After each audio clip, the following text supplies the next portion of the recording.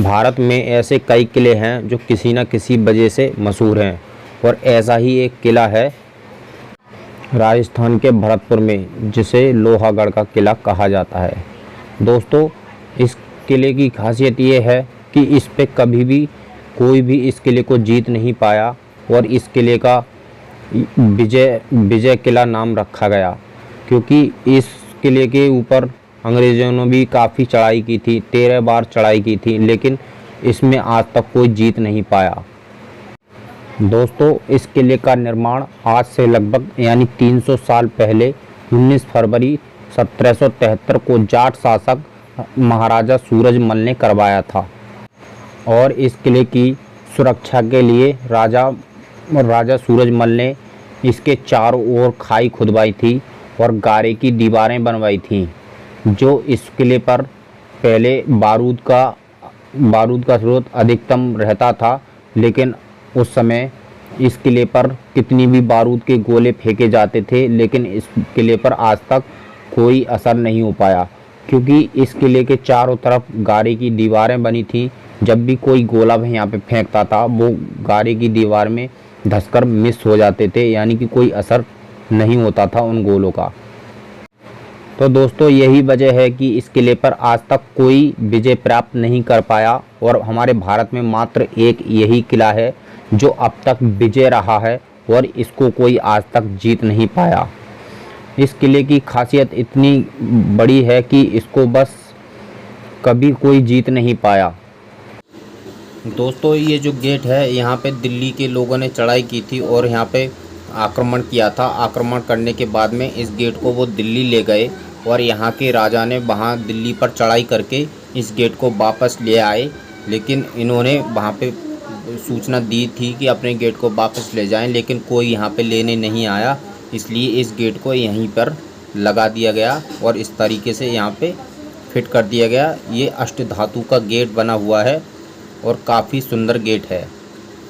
तो इस किले का बस यही वजह है कि ये किला इतना मशहूर है और इस पर आज तक कोई चढ़ाई नहीं कर पाया। और यहाँ पर ये कमरे बने हुए हैं, मेरे हिसाब से तो ये कमरे सैनिकों के रहे होंगे, जो काफ़ी पुराने कमरे हैं और एक ही साथ नीचे बने हुए हैं।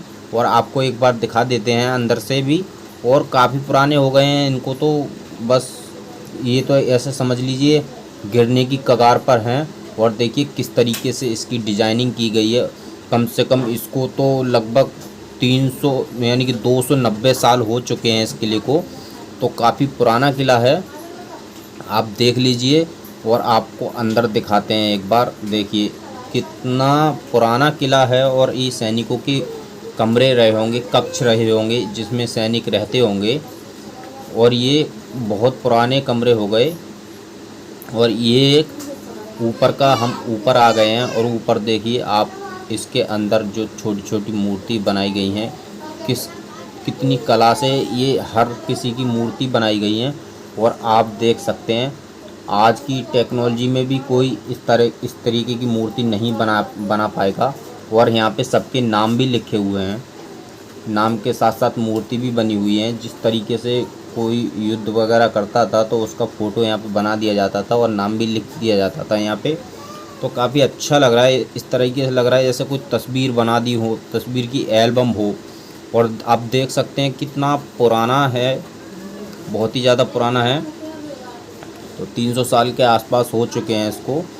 और ये एक यहाँ पे मेन हॉल सा बनाया गया है, एक सामने भी है इसके, वहाँ पे भी आप देख लेना। तो दोस्तों, यही किला है जो पूरे भारत में एक ही किला है और ये एक पिलर है।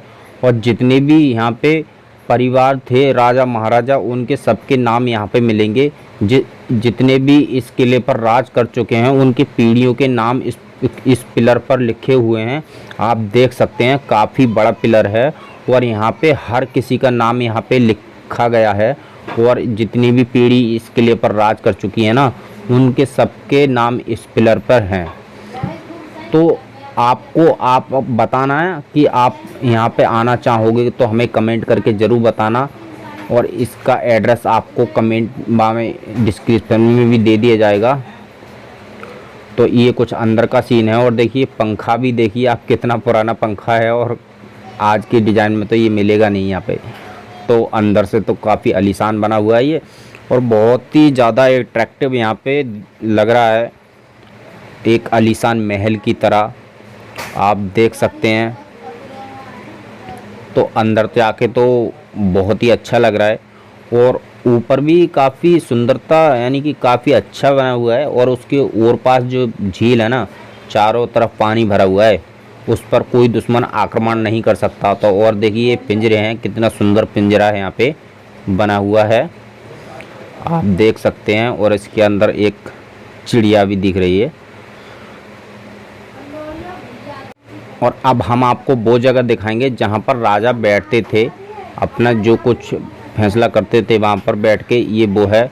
और यहाँ पर उनके नौकर चाकर खड़े रहते थे, ये वो जगह है। और देखिए ये विष्णु भगवान की मूर्ति है, और भी देवतागणों की मूर्ति हैं, और ये पूरी खंडित हो चुकी है, बहुत ही ज़्यादा खंडित है, बहुत पुरानी भी हो गई है। तो यहाँ भी कुछ मूर्तियाँ बनी हुई हैं, और ये भी खंडित है, और एक ही पत्थर में इस मूर्ति को बनाया गया है। आप देख सकते हैं कितनी कला का काम किया गया है यहाँ पे। एक ही पत्थर है ये, और एक ही पत्थर में इतनी सारी मूर्तियाँ बनाई गई हैं। तो ये कुछ इस तरीके का सीन है यहाँ पे किले के अंदर का, जो बीचों बीच में बना हुआ है ये ग्राउंड। आप देख सकते हैं कितना अट्रैक्टिव यहाँ पे दिख रहा है।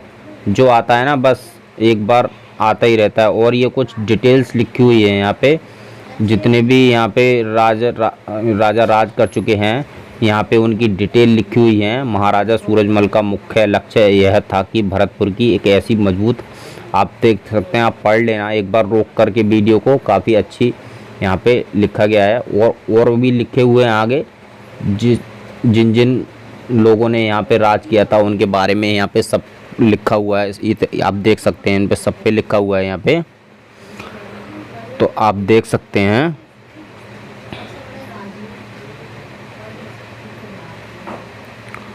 तो यहाँ पर ये एक घोड़े पर मूर्ति बनी हुई थी, और ये भी एक किले का सीन है, काफ़ी अच्छा लग रहा है देखने में। और ये अंदर कुछ तस्वीरें लगी हुई हैं।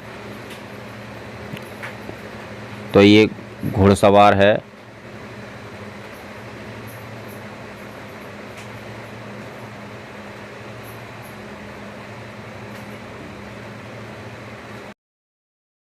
तो आप यहाँ पे देख सकते हैं कुछ लिखा हुआ है, पढ़ लेते हैं एक बार।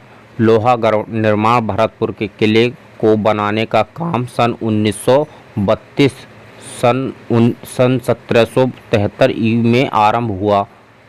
राज ज्योतिषियों ने सही दिन और मुहूर्त चुना।